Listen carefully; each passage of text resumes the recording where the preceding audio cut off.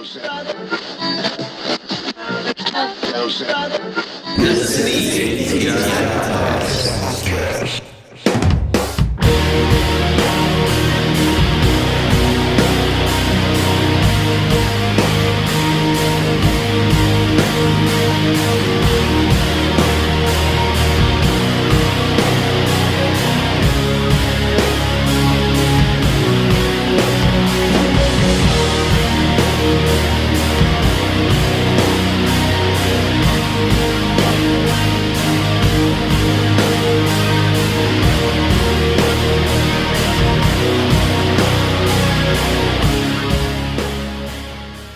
Hello, everybody, and welcome back to the ATI Podcast. We've got a special edition tonight. Short turnaround. I know we were just live last night. Live again tonight for episode 81 with a special collab. We got Ridge Jackson from WAXING on. Hello. And our special guest here, Mr. Zach Biri, the man of the hour, representative of Enemy Airship. How we doing, sir? I'm doing all right. We're very happy to have you, sir. Good friend of ours, Zach, but we're, I would say, as equally as big of fans of your band, Enemy Airship. Much so. And have always enjoyed everything that you guys do. But I will just get things started off with a nice hot take, and I think you guys are leveling up in a big way with this new album. Thank you. It feels better than anything we've done so far. So, I mean, at least production-wise for me, I think I didn't really feel like I knew what I was doing until about during the last 25% of working on the record. I think that's how I will always feel about everything. But yeah, I don't know. I'm really proud of it. It's been a thing that we've been working on for so long, and a lot of that, there's a lot of fear that is not going to be worth it. And I would say that no record is worth the insane amount of time that it took. It's not worth it, but it turned out as good or better than I thought it would. So I'll take the win and then take my life back and then spend 20 hours a week playing Diablo for the next 3 months. Yeah. Hell yeah. So I was actually curious, out of writing, recording, and then producing it, rough estimate, how long was it? I mean, it was a while, wasn't it? Yeah, it depends on what iteration of it, because some of these songs we recorded and re-recorded and re-recorded and re-recorded, and there are versions of some of these songs that are 7 or 8 years old. Some of these songs, we started for the first EP when Ben was in the band, and then we tried to record them for the second one, and it just didn't go right. And then we recorded everything, and there was a whole version of the album that we were at one point we were oh, it just needs to be mastered. And we had given it to some people. Someone in, I think it was the Tribune, interviewed us about this album that just never came out. And some of those songs were on this and some were just shelved forever. So I mean, it's been a thing that's been in progress for a very, very long time. And in all of that time, while we've had this thing we can't start recording another thing until we finish some of this stuff. Although maybe we fucking should have. Maybe we should have just cut our losses and moved on. But I mean, I'm glad we didn't. But in the time that we were working on that, we've written probably 2 or 3 albums worth of stuff.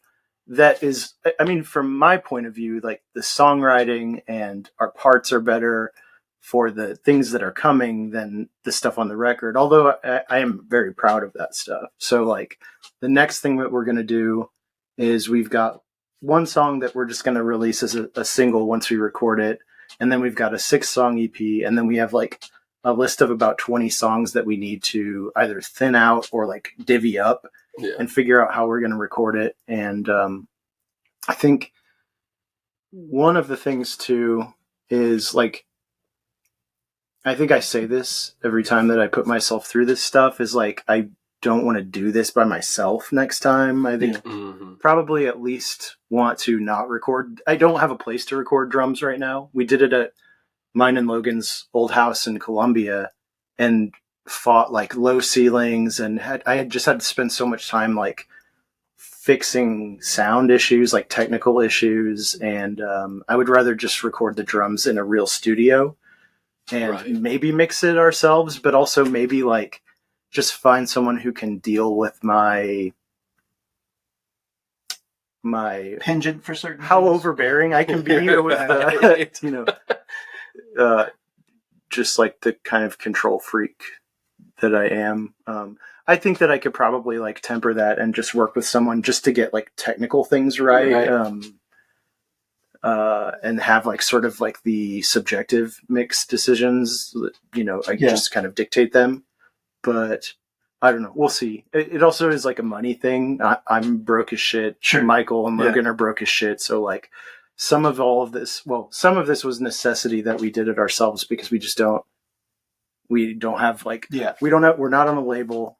We don't have rich parents, I guess, there's no like money coming in for being a, regional band for us anyway. So, but I think we could probably like, I don't know, sell some organs or musical equipment or something. $20,000 a testicle, I hear. Just to get some drum tracks laid down, at least. I mean, I'm not using mine, so I want a vasectomy as fast as possible, but I mean, money for it. That for might real, be, same. Might be an alternative.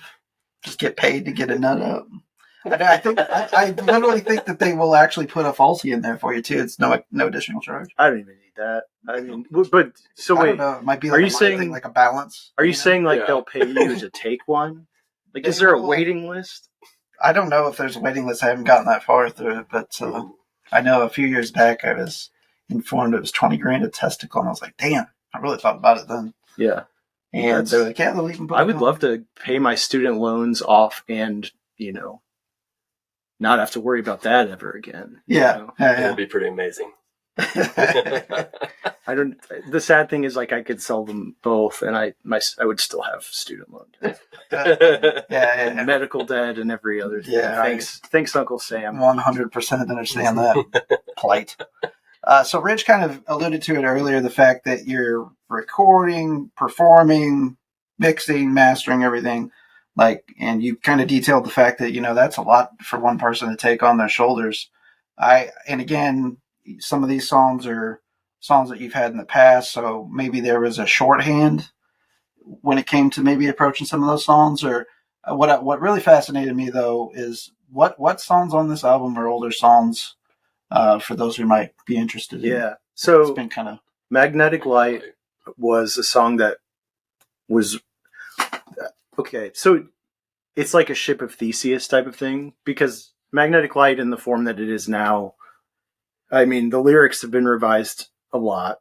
Parts have been added and taken out. There was one, like the very earliest version of the song, I think there's like a YouTube clip of it somewhere, but it's like 16th note hi-hats. It's very like busy, frantic sounding. Yeah, I remember that. Shane from Blythe's calls them Canadian hi-hats, where you play 16th notes on that. Yeah. So it was like Canadian hi-hats and a very different song.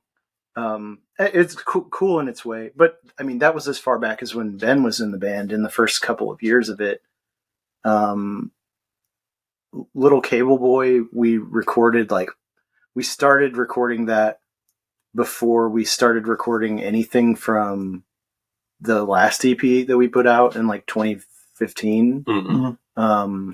Smithereens. Yeah. And, let's see, what else? Well, Fever Trippin' 2 is a kind of a rehash or a play off. Well, I mean, song of yours, right? The name is like a reference to it, because like the song doesn't share any musical DNA with it, really, besides that it's in the same key, I guess. Well, no, that's not even true. Is it? It's in the same tuning, but there's a capo. Yeah, probably not. But not anything like it at all. Sure, but whenever we were like writing it, I was trying to like come up with words, and like the that kind of got in there in the end part. But that's also been like because it's a medley. It was like several like song ideas that were full song ideas, Yeah. and we're like, this like wears out its welcome in a way that like we don't want to throw this away, but let's do something different. And so like there's a bunch of songs on this record that are like just these, you know, almost like I don't not at all on the same level as Paul McCartney, but like Paul McCartney style medleys, which I imagine was probably like a similar thing where he's just like, I've got this song idea, I don't want to finish this song idea, so let's just like abruptly change to this next thing that's sort of got some connective tissue. So we do that on like a lot of songs on this record. We have these sort of like, you know, distinct sections of the song that don't sound anything like the other sections. And yeah, I don't know. So some of the parts of that are very, very old, and some of them are newer. I don't know if I answered your question or just rambled through that. I just like drank a couple Red Bulls on the way here. So I'm like, it was a highly intense situation. Very speed up. Conversation amongst friends.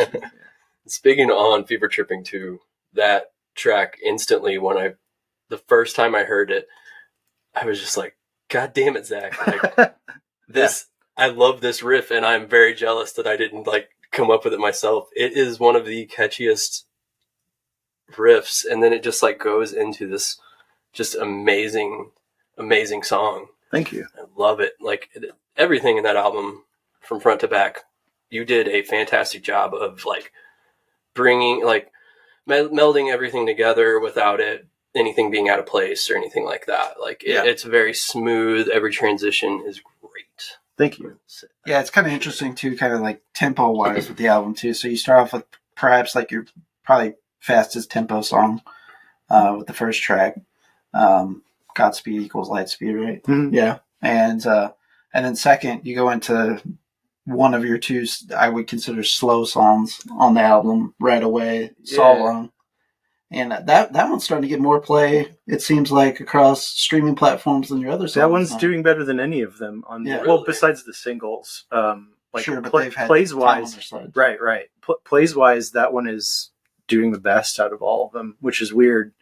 And also there was a different order. Like I had sequenced these songs in a completely different way, and I like shared it with my friend Jim and shared it with Michael and Logan. We kind of discussed like, what do we want to do with this? Is this right?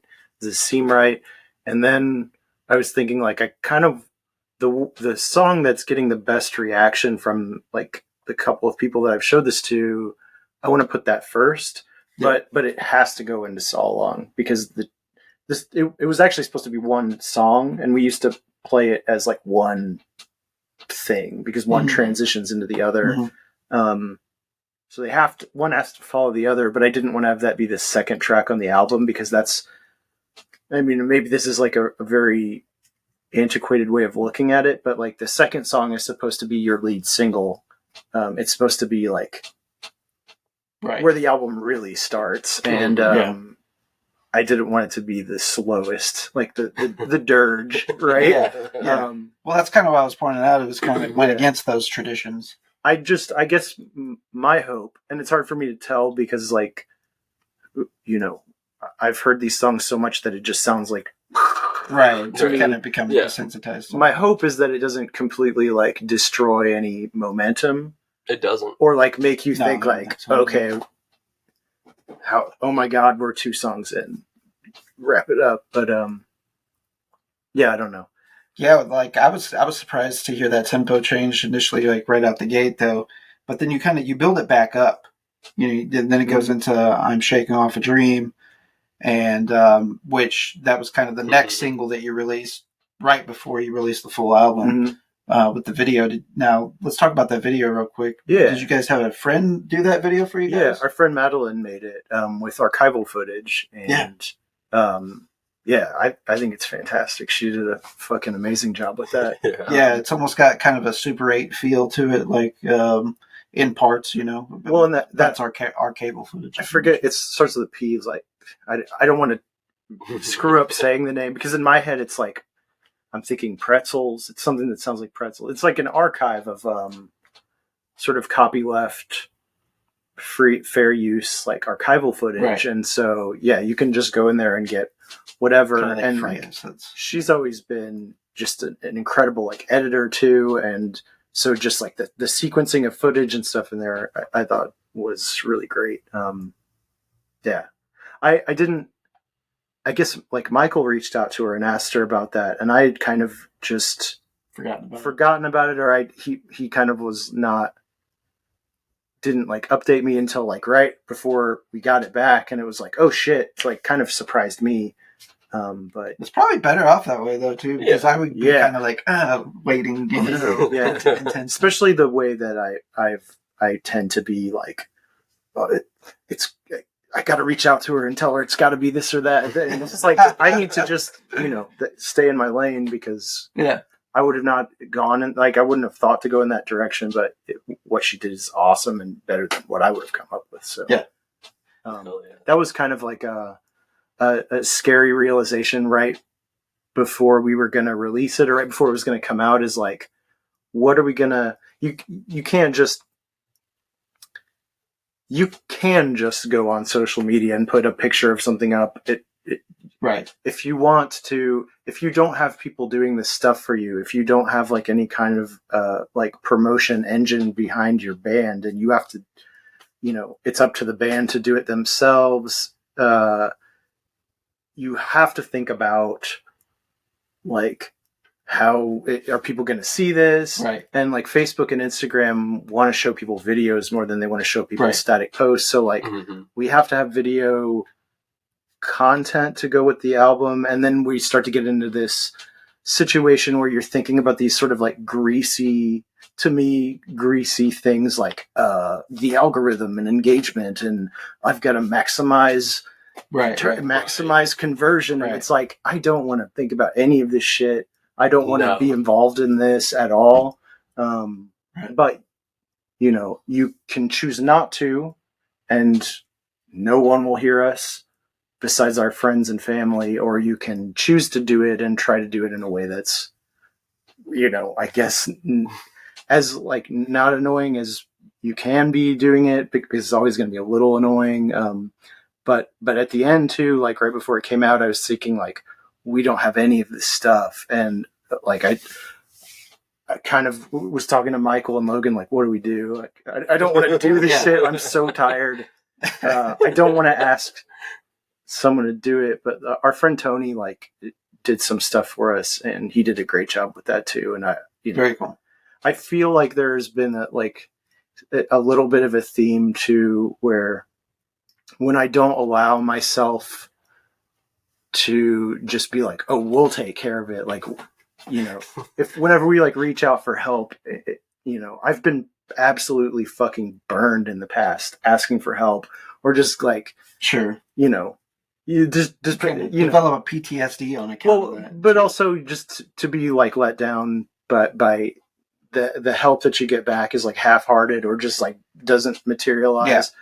But you can't let that like ruin you to asking for help, because like doing it, I've talked about this with you, there's sort of this, I think it comes from like this early 2000s like blog music sort of mentality of like, oh, just go it alone, you don't need a label, you don't need help, and you can do it all yourself. And the internet is this democratizing force, or this democratizing thing, and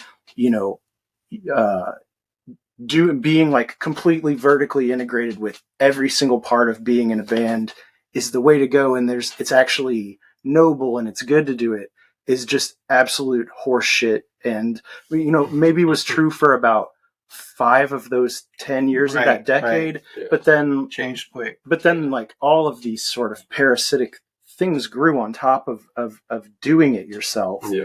And it made it just as bleak of a path as signing the right, like giving your masters to a label. Mm-hmm. And I just think that it is a good way to burn yourself out and make it not fun and like ruin it for yourself. And so like, it's some parts of it are admirable, but like at this point I'm just fucking over it. Like I don't Yeah. want to do all this shit myself. I like writing music. Like I love writing music. That my favorite part of it. I do enjoy playing. My favorite part of it is writing, and like writing with Michael and Logan especially is like, I'm so blessed to play with two people that like we're on the same wavelength, and it's like we don't really have to communicate it as much as like There's a shorthand. we do. Like in practice, we talk things through, and there's discussion, but it's like so much of it is we don't have to, and there's like, you know, I'm so lucky to do that. What I don't want to do is write music with my friends and play music and then record all of it and then mix all of it and then master all of it and then make fucking content and then get on social media and push the content out and book everything and like pay for everything with debt, basically. Debt or like, you know, kind of like a Wile E. Coyote running off a cliff and doing a pre-order and just hoping to God that you make enough before they charge your credit card. It's just not worth it. I mean, it's worth it. It's worth it, but it's such a drag. It's such a drag. Yeah. Like, you know. Well, it's certainly going to be worth it. You know, you're taking a gamble on yourself, though, too, and your talents, and you're a very talented guy, and I think it's a safe gamble. And, you know, I hope that you guys, you know, or at least break even on the vinyl investment piece of it. I know that was kind of daunting. I think we'll do okay. So the way that worked is like they charge you the deposit, which is like half, and then we're doing like forget what kind of master. It's not, we didn't master it for vinyl. I didn't even think about that. I should have. But there's like some pressing plants will do, there's like two different kinds where they take your master and then just adapt it or tweak it so that it won't fuck up a record or it'll fit in the grooves and stuff.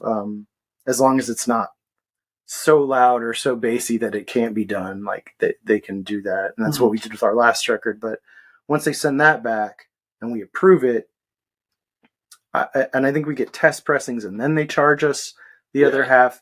With pre-orders, we were able to amass the deposit plus a huge chunk of the rest of it before they even charged my credit card. So I was able to immediately pay that off. And now we have like a huge amount towards whenever they charge us for the rest of it. And the thing is, like, you know, Michael and I decided, like, if we have to make monthly payments on this for the remainder of it, we will. It sucks, especially with student loans starting up in a month. And, you know, Michael's got, you know, debt from home ownership for having to fix the shit that breaks. I've got all kinds of debt. It's not a thing that we take willingly.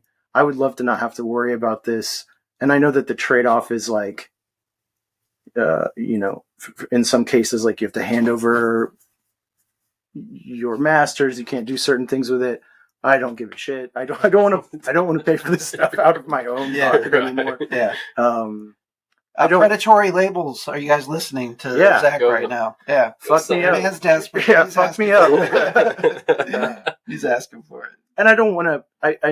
I imagine that some of this comes across as like complaining about this like thing that sucks that I'm blessed to do, but it's there are parts of it that kind of it's important that people like realize that those are responsibilities if you're in a real pursuit of any band. Well, just if you allow yourself to become like a closed loop. I don't know. It's not good. It's not good. You should like. I don't know. Fuck, man. Well, Emperor somehow came out on July 21st. And we've got 8 tracks, 33.5 minutes approximately.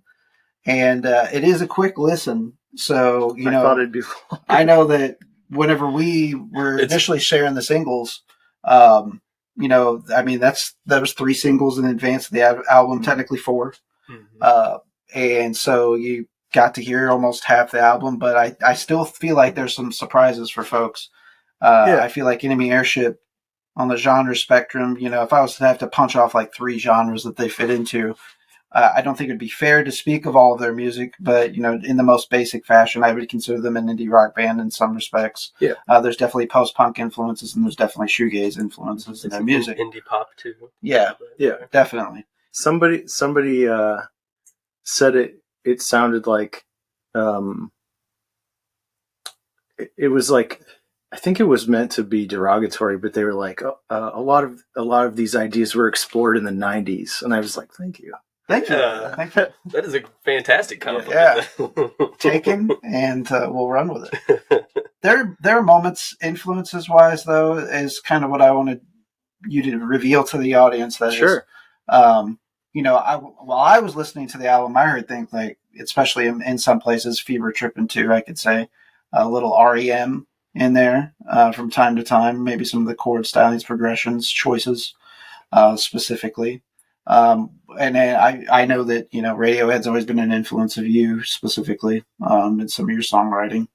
But and I'm not saying this sounds like that per se, but just kind of let's talk about some of the influences you would say are behind this newest album. I mean, I can't speak for Michael and Logan because one of the big things on this record for me, especially like working on all the extra shit that I add on to it, was just like, I have got to get parts and performances out of myself that are worthy of like what Michael and Logan are doing, because like some of those bass lines are just insane. I know. Some of the drumming is like, I remember when we did it, like Logan and I would do just take after take after take after take, and he'd just be getting more and more pissed. And like, I'm just like, I can hear him fuck through the headphones. I'm down in the basement, he's upstairs. Like, we had the house all wired up for it, and it was like just some insane drumming and some like just truly inspired bass playing. And so like, I was just trying to get something that seemed worthy of that, to where I didn't look like a schlub next to my bandmates on there. So like, I can't speak for where they were coming from. I mean, I know that Michael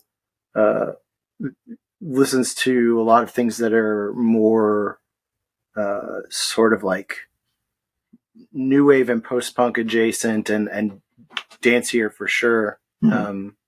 There's not to say that I don't listen to those things, but that's definitely like his home base, which makes for very good bass lines. Yeah, absolutely. I was going to say, they've got a pop to them. Yeah, for sure, and I can see that without question. And then there are some parts of like the end of "I'm Shaking Off a Dream" sounds like it could have come off like an Animal Collective record. It's definitely just like wild, sort of frenetic drumming. But again, like, you'd have to ask them like where the hell they were coming from with that stuff. Yeah, I was kind of curious, like, kind of how you achieve some of the sounds too, because is there not layered things going on, or is that just like rims of the drums specifically? Yeah, and that took the longest. It almost sounds like a glockenspiel or whatever you call them fucking things. No, that's it's almost got like a. That's I think it's rims of a tom though. It's not rims of the snare. He's doing, but yeah. That part was very difficult to record, and we did it a lot. It was like the most takes of any drum part on the record, and we just did it over and over and over for hours. Until we got it just right. But yeah, so like on that Fever Trippin' 2, I think my sort of North Star for it was actually the song "Real Emotional Trash" by Steve Malkmus and the Jakes. Okay. I think like around the time we first started working on that song, that's what I was like coming back to that album and listening to it a lot. And I don't think it ended up like that. I think that there's probably like a Pavement. There's Pavement in the DNA of a lot of the stuff that kind of reminded me a little bit of like maybe a little Sonic Youth in a way. Sure. And definitely, I think your music always has had an element of like early Built to Spill to it too. That makes sense. There's definitely moments on this album too, I feel like. There's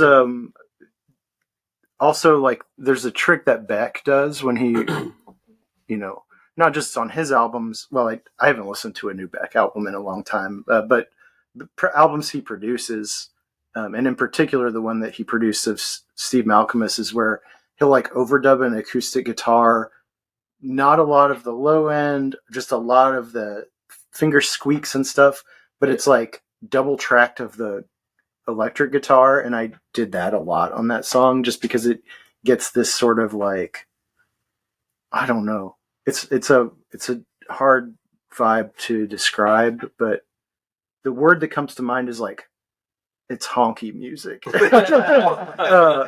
There's one thing about your guys' music that I've ever since like we first hung out and listened to your guys' music is I can't ever pinpoint a band. It's just its own animal. I think there's definitely moments you say, it sounds like this or that, but overall, no. Because I was listening to Emperor somehow, and I was just like, okay, I still can't really. There's like so much going on that I can't really say, oh, it sounds like Radiohead or it sounds like Built to Spill or Pavement.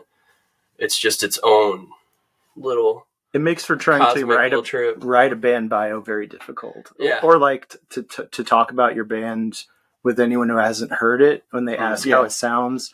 And part of this I attribute to like no, I like that. You don't ever really know what you look like. I think that the brain does this like like protective thing when you look in a mirror and it just shows you something else. Right. And you don't ever see yourself in the way that other people see you. And I think it would horrify you if you did. Right. In the same way, like, I don't think you can ever really know what you sound like. Maybe that is my own lived experience, but it's like, it's hard for me to think of do we sound like a band that's just doesn't know what it sounds like, or does we sound like a band having an identity crisis, or do we have like a unified? No. Do we have a thing, and we just kind of have like a varied sound? And I always wonder, like, if we do have a thing, if there's like a center that we orbit, what is that? Right. I have no. I think it's more of a Voltron situation, Or like I don't mean like a person center. I mean like is there? What is it? What is the enemy airship sound? I don't know. I couldn't tell you. And like, this is a thing that we've in the band group thread, like, how do we talk about this? Like, how do we, cause it always comes up. It's like, we have to send this to radio stations. What do we say? Right. We're not like, we're an indie rock band. Sure. What the fuck does that even mean? There's so much that's slipped into that. We can't say it's shoegaze because it's not. We can't say it's dream pop because it's really not. Yeah. We can't say, what is it? I don't know. I think there's just little bits and elements of all of that could bring a fan who likes shoegaze or likes dream pop or something like that, or anything that could bring them in, and then get trapped in that little Enemy Airship sound. And it was even similar with like Meyer Giants. And I don't know what the fuck we sound like. Like, I don't know. Yeah. Loud. Yeah.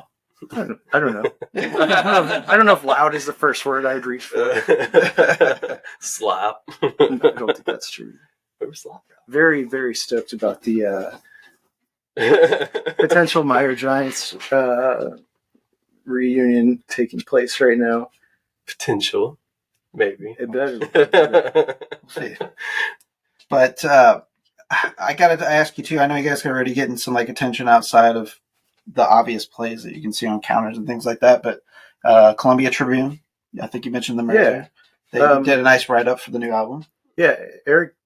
He's written about the last few things we've released, and he's an amazing writer and always very generous, but also just as someone who's like, I follow him on social media. I read the things that he talks about that he enjoys. And so like, I know he probably gets what we're going for and likes those things. And so like, to have him write about us too, knowing that if anyone's going to get us, it's probably going to be him. And then he also knows how to talk about music and knows how to like pull these like pick up on these references and discuss them in a way that doesn't make us sound like assholes is so nice. So yeah, I mean that. I mean, I jokingly like thought, you know, I finished this record just so I could show it to Eric and to say he liked it at all. Was an achievement. I so desperately needed that validation. maybe he didn't. He was just being nice, but don't know. Either way, made my year. And you also got some play on the St. Louis Independent radio station, right? Yeah. There's a show on KDHX called Hindsight, and you know, they play just awesome shit. Yeah.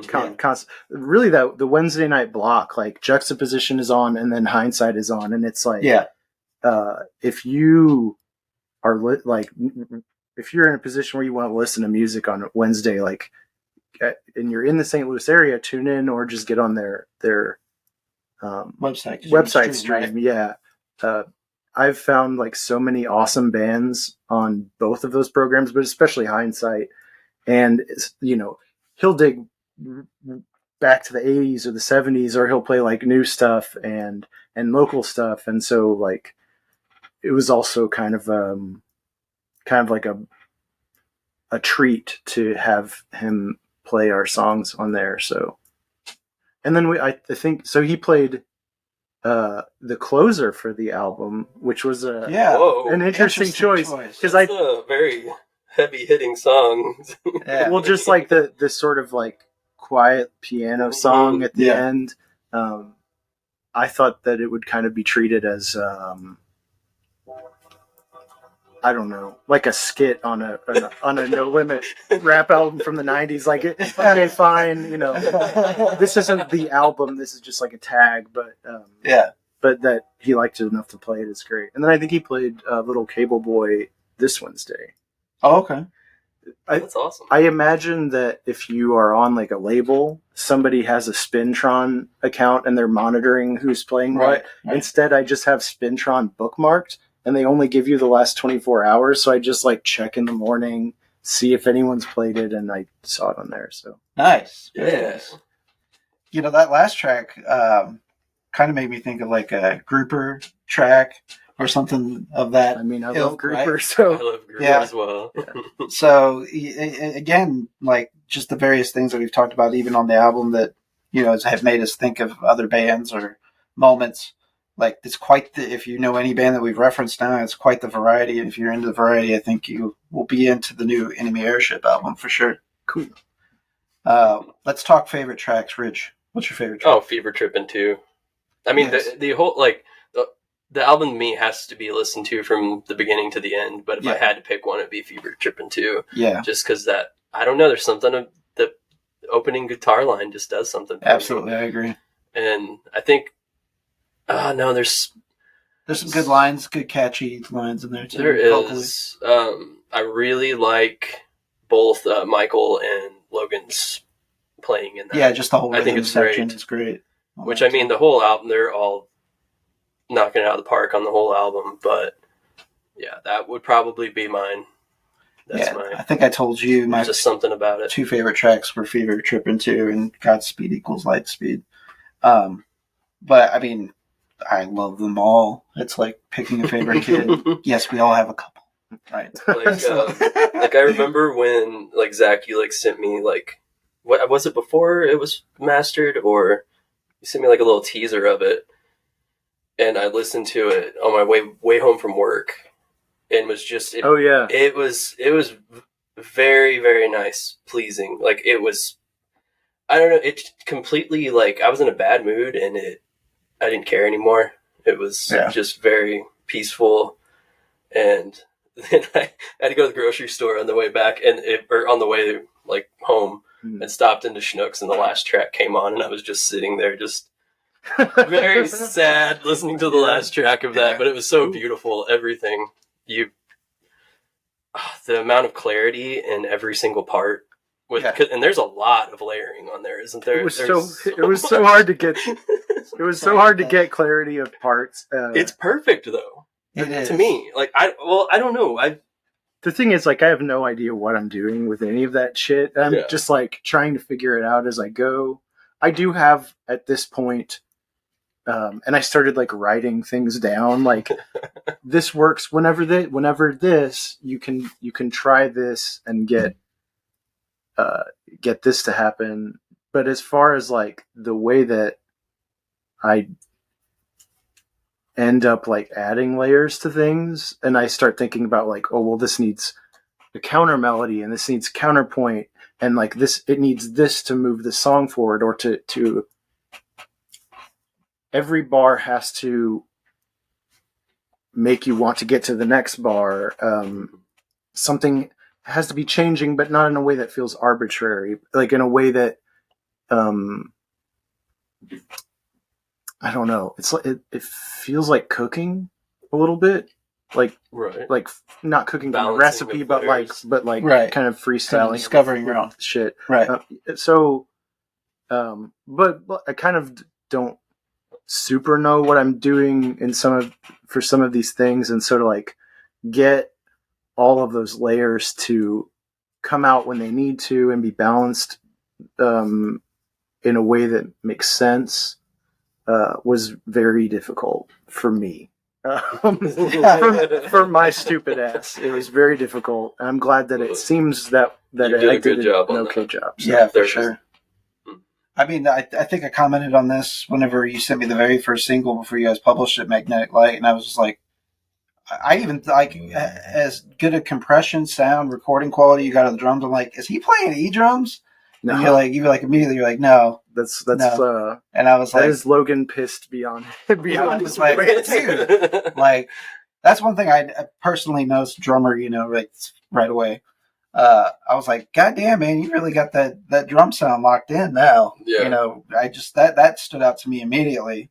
Some of the drum sound too is, and I don't know if this is like a stupid thing to do or if it's like a hack trick, but just dialing in saturation on different parts of the drum set, but then like using a variable mu compressor on the drums really hard.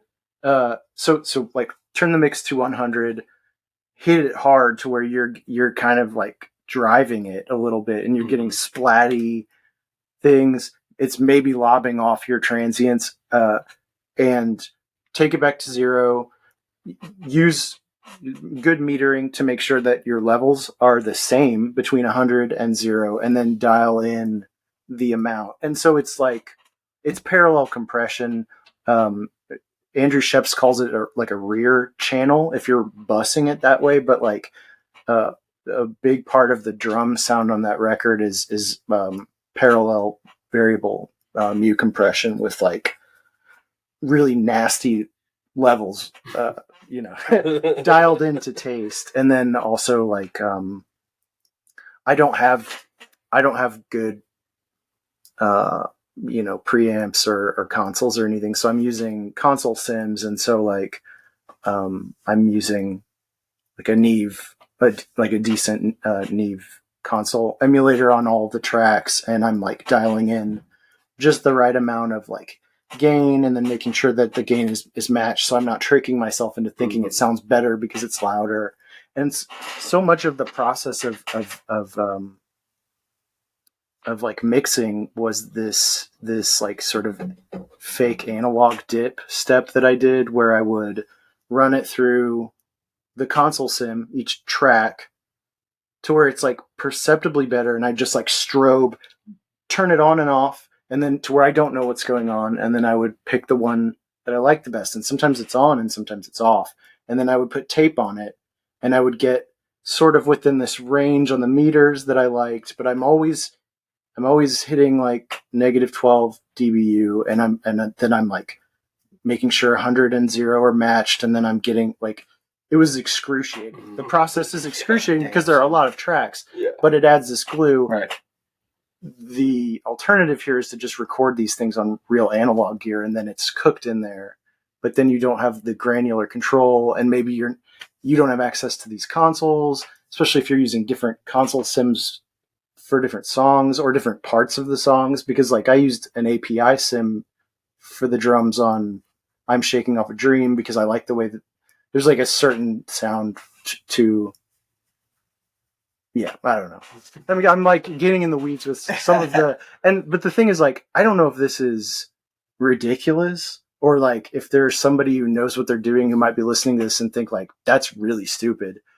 But the sound that I got out of it, like, I liked, and it wasn't just being tricked by a volume, because I was being like kind of a maniac about making sure that like metering wise, like peaks and luffs, they're looking the same, and just dialing in the saturation. But yeah, like, long way around saying like the drum sound is all in like tasteful saturation, and then just like parallel variable mu compression on the drums, on the drum bus. Other things production wise that stood out to me with this album versus your prior recordings, things like that too. I think you've leveled up vocally too in a big way on this album. Thank you. A lot more intricate, harmony work in places. I would say you're really pushing yourself and challenging yourself outside of just the technique of your singing, the quality of again, you're recording your singing. Anything new gear wise that would contribute to that, or what you've learned over time in recording vocals? It's a weird thing, because my voice is something that I think it's more so than my playing or my writing is probably the most identifiable part of me as a musician. It's something that I have like a weird relationship with, because I've lost a lot of my range since I was like, even in the last 10 years, falsetto is hard for me to do now. It gives me anxiety to think about how my voice has changed just as I get older, but I do feel like even though I have lost some of the upper range, I haven't lost enough of it to where it's like a problem. Like, I still have a pretty decent range. Mm-hmm. I'm just losing some of it, and it scares me, and it makes me uncomfortable. And so, like, it gives you a little bit of a insight how I'm talking about it into how, like, weird and neurotic I am about recording it, because it feels so, it's like so sensitive of a thing for me, and it gives me a lot of anxiety thinking about, like, I would psych myself out, like, I'm going to record vocals to this song tonight, and then I would be like, your voice isn't ready, you need to warm up for a long time, you need to sit with the steam on your face, you need to use the straw, like the singing, like the soft straw, familiar. Yeah. It's like, it creates back pressure. You like sing through a straw for a while, and it's a good way to warm up. Mm-hmm. But, and then I would just think like, I can't get into the right emotional space to do this, to deliver it, because also a big part of why this album sounds better, like vocal delivery, than previous ones is, there's a little bit more, I made an attempt anyway to be more vulnerable with my delivery of the vocals, which involved me like having to sit there and really think about what I'm saying and put myself in often like painful emotional states to where like I'm about to cry and I'm really upset and I'm like emotionally worked up, and now I have to like technically nail this part. And it was, it's why I don't think I could cohabitate, because I'm recording this unless I have had like a studio or a separate building to do this in, because like it would be humiliating for someone to see me in the state that I had to put myself in to record the vocals for some of the songs are just like whatever. Like a breezy song like New Tanuki Suit was a little bit easier than some of the parts of like the end of Fever Trippin' 2 was hard to do. There are parts where like I'm not a good screamer. I never figured out how to do that without sounding like somebody who's like in the throes of puberty. So when I am screaming, it's like I have to figure out how to do that before I do it. I have to relearn that. And then I also have to have the emotion behind it. And like getting into that space is like exhausting. Definitely. I don't know. I just think about like trying to do that in a studio with like somebody else present, and maybe some people are better about compartmentalizing that stuff than I am. I imagine probably most people are better at regulating and handling their emotions than me, but yeah, there was like a significant amount of effort put into like being emotionally open and vulnerable enough with the song so that I can deliver. And then also like I'm trying to do things to take better care of my voice. I haven't smoked in years. I do the semi-occluded vocal tract straw, like singing to work with my voice every day. I try to do skips and stuff, like the kind of warm-ups that I would do when I was in choir eons ago. That it's like practicing anything else, and like so I've been more careful to take care of my voice in that way. And so I think like technically like technique wise, like I probably am at a better point right now to do that than I have been in the past. Sure. I also do have like a Townsend Labs Sphere microphone, although I guess UAD bought them out, and so it's like a modeling microphone. Yeah, and so it's got it can record in stereo, and it can record in mono, and the back one, like the back capsule of it, emulates off-axis response. So you load up. Sorry. So it goes into 2 channels. You create a stereo track in your DAW. You load a plugin onto that channel that emulates microphones that you would never be able to afford. Because they're maybe not made, or they're like $40,000. Like some things that are way out of my reach ever. And whether or not they sound exactly like that, I can't say, because I've never used most of these microphones. I've seen shootouts on like YouTube where they're like, can you tell the difference between these microphones and the Townsend Sphere? And a lot of times it's like, if there's a difference, it's so subtle that I don't know if we even have a preference. But in any case, it sounds better than the Rode NTK that I used previously for, I think, Fever, or for False Economy. And then on the album before this, I was using like an AT 2020, which is like $100, condenser mic that, I mean, they're a fine workhorse. I'm not trying to shit on those mics, but like the jump in quality from like an AT 2020 condenser mic to a Sphere, or even the Rode, which is like a tube microphone, like a nice tube microphone, is a big difference. I don't know. It's a bunch of factors, I guess. Vocal quality on the album was a major difference. We kind of grazed across it earlier, but Michael's bass playing too, like the Solong song, like his walking bass line, it sticks in my brain. Like I can't. Every time I think about his bass playing on that album, it's like the first example that always jumps to the forefront of my mind. For me, it's the beginning of "I'm Shaking Off a Dream." The funny thing is, the funny thing about that song is like we shelved it. There was a version of the album. Fuck off. Sorry, Siri. Jesus Christ. So we'd shelved that song, and we had like stripped it for parts and written this other song that we like. There's a version of it that's like done or done. And I just like, it just is stupid. Like I think it's a pointless song, like the one that it became.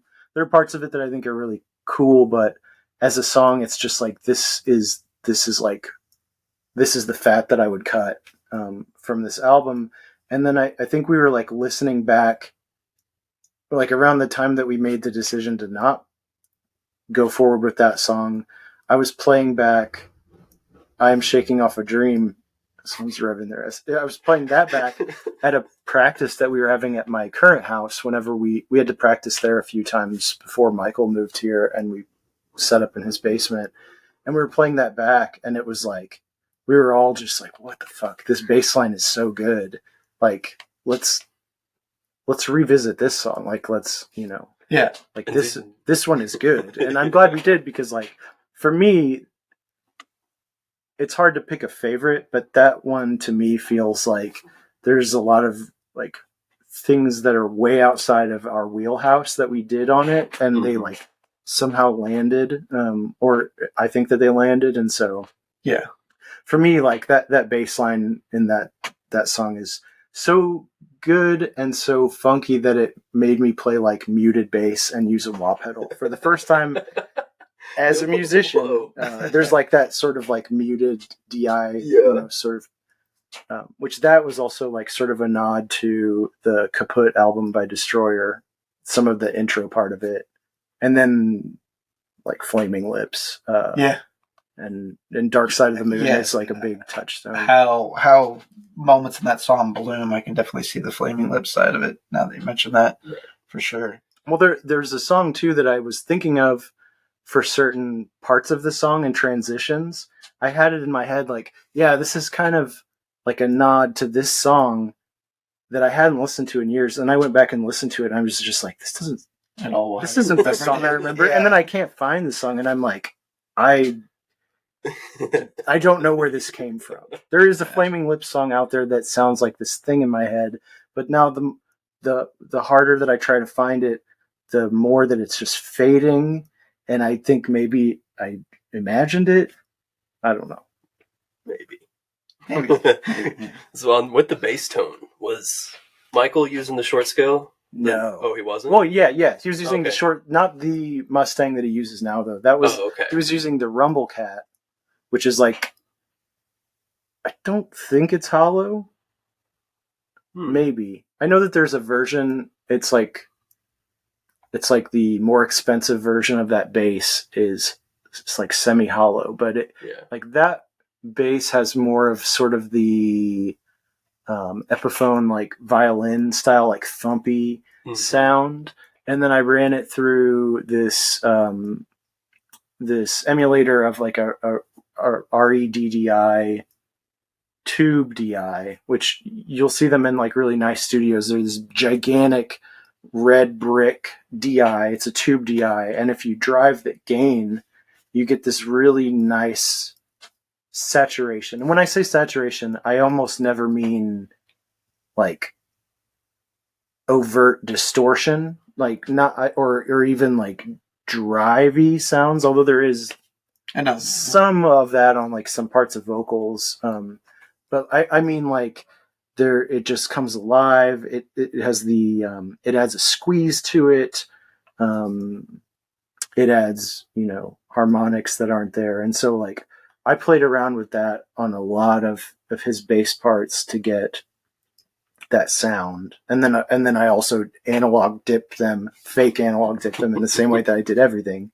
And that it worked out really nice. Like I don't love the sound of that Rumble Cat bass. I like his Mustang now much better, and I don't know if you've heard us since Mike got the V4B, the Ampeg V4B. I think the last time I seen you guys, he had gotten it. Yeah, that thing is incredible. It's like a 6L6 bass tube amp, and that thing sounds very, very nice. The equipment we had then when that was tracked wasn't awesome. I think that there's a lot for where the things sound now. There was a lot of doctoring that went into them to get them sounding that way, just trial and error with compression and EQ and saturation and stuff, and just trying to figure out how to get from where it is to what I want it to sound like. Yeah. But yeah, I think ultimately with like anything with production, you can always get there with whatever you have. It's just a longer way to get there if you're using shit. equipment, like Yeah. I have always used. Less so now. Like I've gotten decent equipment. We all have. So Yeah, your guitar whole rig is crazy to me. I wouldn't record with it though. Yeah, well, that would Yeah. be a To headache in its own. be real honest, like a lot of the guitar stuff is like just through neural It amp sounds sims. fantastic. Then Yeah, I mean, Like, you wouldn't know. amp sims are. Have went I would that's I would say astronomically in a I would positive say direction. Yeah. you would be stunned at how much of the music that you listen to is actually probably recorded with an amp sim. I would say probably like 75 or 80% now. I would Definitely in the majority. I would also bet that you go into a studio and like an engineer will have you run into a splitter and then record your direct out or something. Yeah. Maybe without your knowledge, record your amp sound and blend it with like an amp sim, or just like omit your actual amp sound. And it's just easier to change things on a good performance. Mm-hmm. You can also get a reamp box, which I have a nice reamp box. So like I could track it with an amp and then decide I don't like that and then run it out through the reamp box back into the amp, change it from balanced to unbalanced and change like all that shit, the impedance, and just retrack it on a different amp. I think there are a couple that I did that with, and there was an amp that I borrowed for a while. It was a Vibrolux, and I did reamp with a Vibrolux for something. I forget what.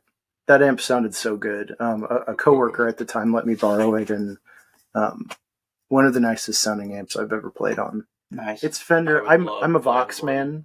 Me too. I like that's it's something that has like kind of fucked me up with other amps, because like the way that a Vox's preamp has like this kind of headroom and the power amp has this kind of headroom, it doesn't work the same as almost any other amp. Yeah. It's like very weird and backwards. And if you try to like run,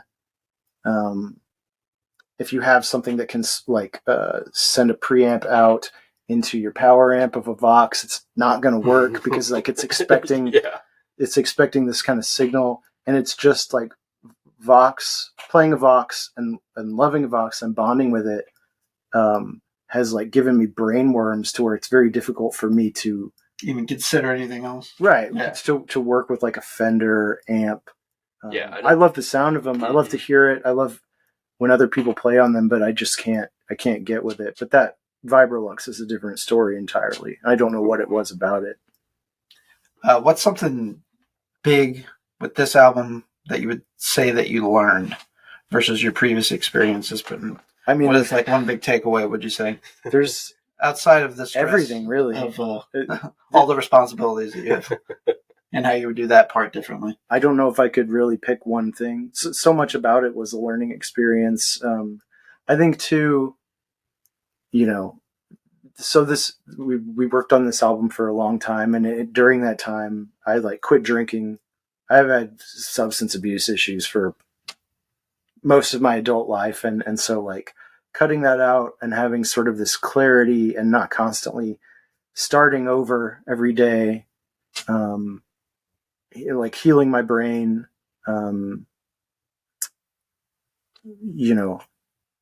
allowed me to actually learn things and retain those things and approach things with a clear head. And so I actually think this is maybe one of the first times in my life working on a record that I have actually learned and retained anything at all. I'm not saying I was like, in the gutter or anything, but I just like, you're just in a mental state that you were more receptive. There were years where I'm just like, I record my band and my friends' bands, but really like, what do I really take seriously? I'm just kind of like self-medicating constantly, and like it's hard for me to keep a firm grasp on anything really, the way that it's gotten, and so to not be dealing with that and to actually be like, I'll occasionally, use like weed stuff. I'm not 100% clear-headed, but to be more clear-headed and not just habitually drinking has made it to where I actually can learn things. So it's hard for me to pin anything down. And I think it's also why I was able to complete this at all, because, I wasn't starting from ground zero in every song. Yeah.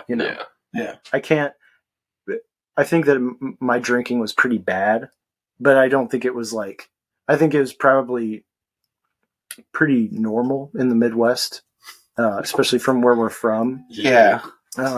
So like, For any period of time. I think probably like there's this annoying way that sober people talk about their drinking that I'm sure that I do, where they like kind of blow it out of proportion or like overstate its effects on certain things. But I would say like one thing that it's hard to overstate is just the effect, like this cumulative effect on your ability to like learn, really. Yeah. To build any kind of like neuronic connections with any kind of consistency that don't just get obliterated. Alcohol kills brain cells, folks. Yeah. So who would have thought? Who would have thought? They never told me, except thousands and thousands of times from the moment that when I was too busy shoving marbles up my nose. Had to learn it the hard way. So, before we get out of here, let's talk about, do you guys got any shows planned coming up?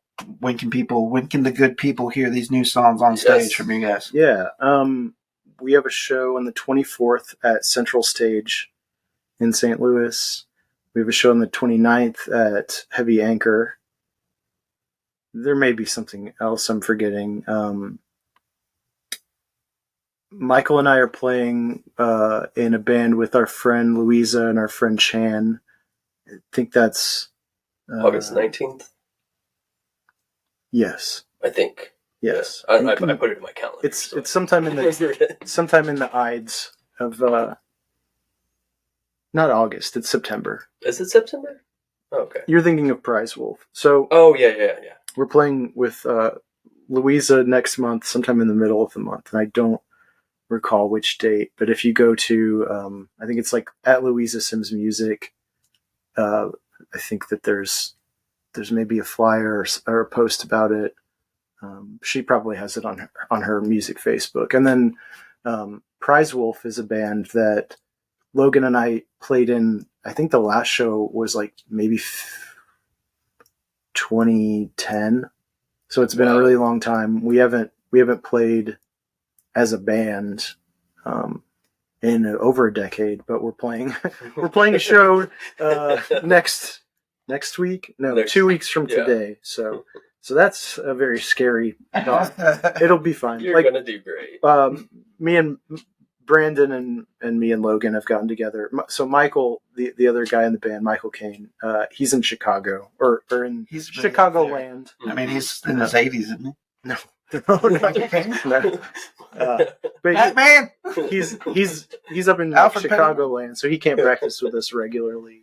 But Brandon and Logan and I have gotten together a couple of times, and it's weird how that stuff comes back to you. It was really easy to pick some of those songs back up. So we're playing our first show in forever in 2 weeks, and then in November, our record, like the physical copies, come in end of October. If the press is to be believed, I know that like there's always delays. I think realistically probably it'll be sometime in November, but in November we're trying to tour, so we're going to start talking about booking next week, I think. That's awesome. Hell yeah. Hell yeah. Can't wait for that. Well, folks, you guys have heard it here today, and you guys are going to be hearing on the on-demand versions of the show some of these tracks that we've spoken about. We're going to try and interlace them throughout the discussion and do these boys right. Yes. Get you exposed to their music. I know you guys have heard some singles of theirs in the past on our program, but this new record's got a lot of new material, stuff that you guys haven't heard, or if you haven't heard yet, I should say, let's go check it out. Going to have links to the Bandcamp as well, so you guys can go and purchase an album, or you guys have T-shirts up there also? Yeah. It's actually Yeah, this one. got a model. Right And here. a white right here. Here we go. Yeah. There you go. What do you think about Get that? one. Get one. Well, Hop we on think- and get it today. It's Bandcamp Friday, so Yeah. I was Pluck on them heartstrings. I was told Jesus to Christ. put it up on Bandcamp. I've just been like selling them in person and at shows, but Michael had me get them up on Bandcamp today, so Yeah. you can order one. And he promised to deal with the shipping because I'm too stupid to figure out how to use the mail. How does that work? Right? And so with the new record, do you have a cap on it, like a quantity on physical copies? How many? How many are there going to be available? I think 100. 100. Nice. It's a very limited edition. That's awesome. I think it's 100 or 200. It's some number that's very low, and as far as like cost per unit was just a really bad decision on our part. But like I mentioned earlier, you pay this amount and it's a higher cost per unit, or you pay this amount and it's a much lower cost, and we kind of had a cap on what we could even could risk. Yeah. Because it's not like we have this much money. It's like we can risk. Right. We think we'll probably get this amount of pre-sales realistically, and if we fall short of that, we can risk having this amount of debt for the amount of time it'll take to pay it off before we get absolutely fucked on interest. So, it's an amount of money that is not astronomical, but it's more money than any of us have. So we played it safe and took a bad deal. I think it's going to sell well. Yeah. And then you also have test presses available online too, which I already pre-ordered the regular version, but I want a Bigfoot drawing from Logan. So you might see one when I get back to work. So if you really want to help us out, like I said, we're doing this with our own money or our own, I guess, debt.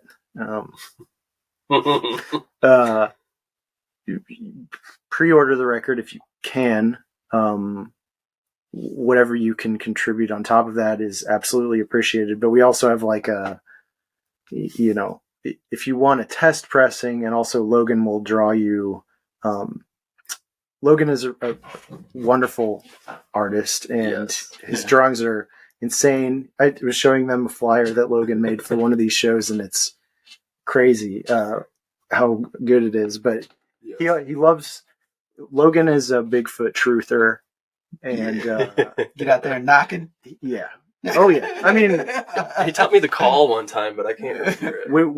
We were on a float trip recently, and Logan was talking about, or I think he was like hitting the trees, or he was talking about hitting the trees, or how like a family member had seen a Bigfoot recently. I don't remember exactly what the story was, but anyway, he's definitely a Bigfoot truther, and he will lovingly draw you a Bigfoot, and I'll write you a handwritten thank you note if you want that. Does Logan take requests? Like, what if I want a cartoon of that Lizzo lady making her backup dancers eat them bananas? He could probably make whatever happen. There's still going to be Bigfoot in it. Sure. But what? And I mentioned on Bandcamp that if you want Bigfoot the truck, he could probably do that too. There you go. Yeah. There you go. That'd be a nice little spin. Well, folks, we're going to have everything linked up in the on-demand versions of the episode. We'd like to thank Zach for his time today, and it was a pleasure talking about Emperor Somehow out now. Get a shirt, pre-order a vinyl, buy it digitally.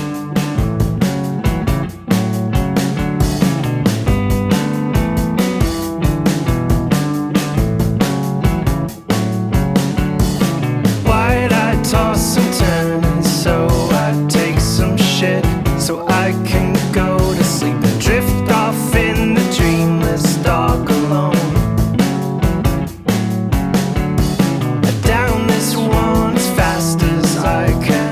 I can get on to the next and the next one. Honestly, I just wanna go home if I can.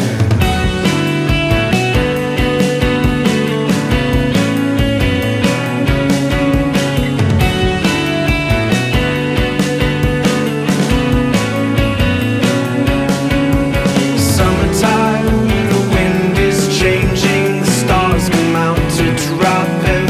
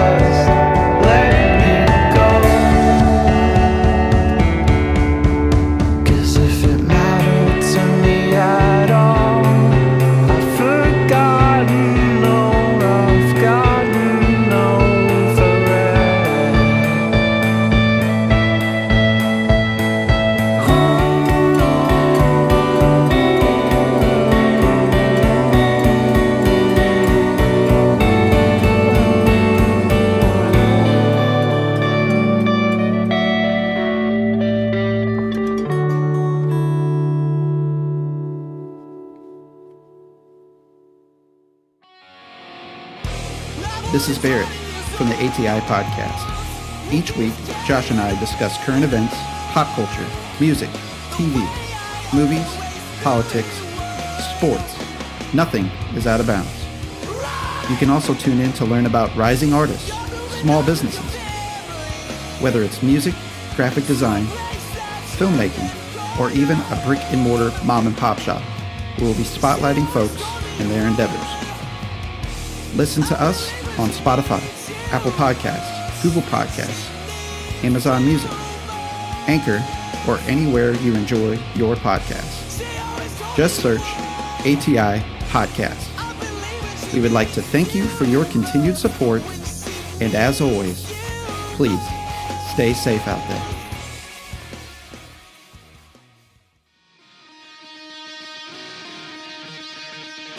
Hey, this is Josh from ATI Podcast. For show updates and news about the podcast, follow us on social media.